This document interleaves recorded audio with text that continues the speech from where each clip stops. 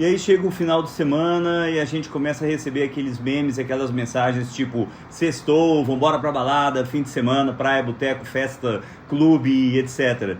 Dizer que encerrou o expediente ao cair da tarde, sobretudo numa sexta-feira, tornou-se um dos rituais mais reconfortantes da civilização moderna, é fato.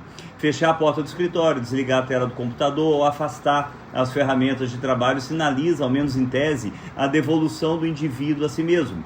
É o momento em que o relógio social concede uma trégua e a vida particular supostamente recomeça. Contudo, essa demarcação temporal esconde uma fratura ontológica profunda.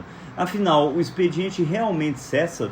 Ou a existência humana, desde o momento em que aprendemos a lutar pela subsistência, converteu-se em um único e interminável turno de trabalho?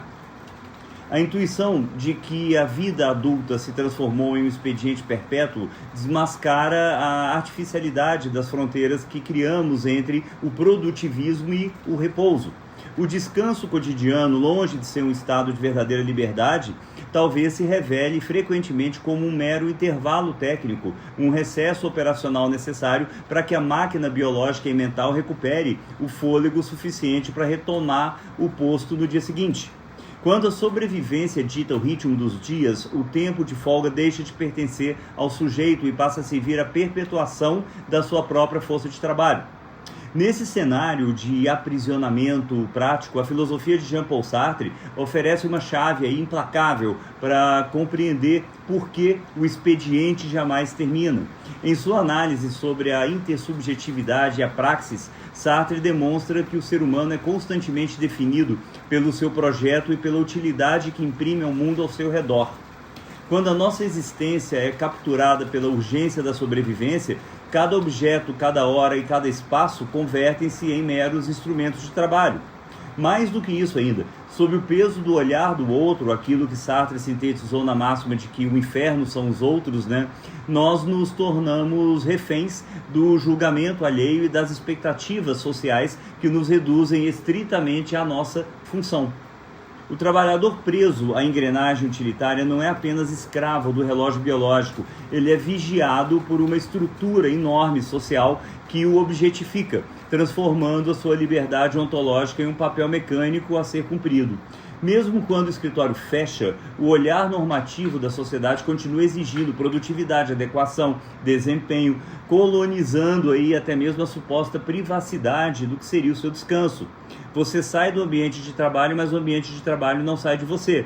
E isso explica, inclusive, a enorme dificuldade, que é uma chatice, aliás, que muitas pessoas têm de não conseguirem sequer conversar fora do trabalho sobre alguma coisa que seja diferente do trabalho. Essa engrenagem implacável também foi mapeada por outras mentes que perceberam a armadilha da utilidade. Na leitura de Karl Marx, e olha que eu dificilmente cito Marx em alguma coisa que preste, o trabalho sob o sistema moderno de produção aliena o homem da sua própria essência. Quando a atividade laboral serve estritamente à subsistência e não à realização criativa do potencial humano, o tempo fora do escritório não é emancipação, é o tempo em que o trabalhador consome para se regenerar, funcionando como um insumo básico para a economia continuar girando. De forma análoga, a filosofia de Arthur Schopenhauer propõe que a existência humana é regida por uma força cega e incessante, que é a vontade. Para Schopenhauer, pessoal, a vida oscila implacavelmente entre a dor do desejo insatisfeito e o tédio. A luta diária pela sobrevivência e a manutenção do expediente não são acidentes de percurso, mas a própria manifestação da vontade nos mantendo cativos de um ciclo sem finalidade intrínseca. Sob essa ótica, vejam bem, o apagar das luzes do escritório não liberta o indivíduo, mas apenas silencia temporariamente as demandas do mundo prático, enquanto a engrenagem interior continua a ansiar e a sofrer. Quando toda a arquitetura dos nossos dias é moldada em função da utilidade e do sustento, o próprio horizonte mental sofre uma contração. O mundo deixa de ser um espaço de contemplação, de gratuidade ou de jogo estético para se tornar um campo de tarefas latentes.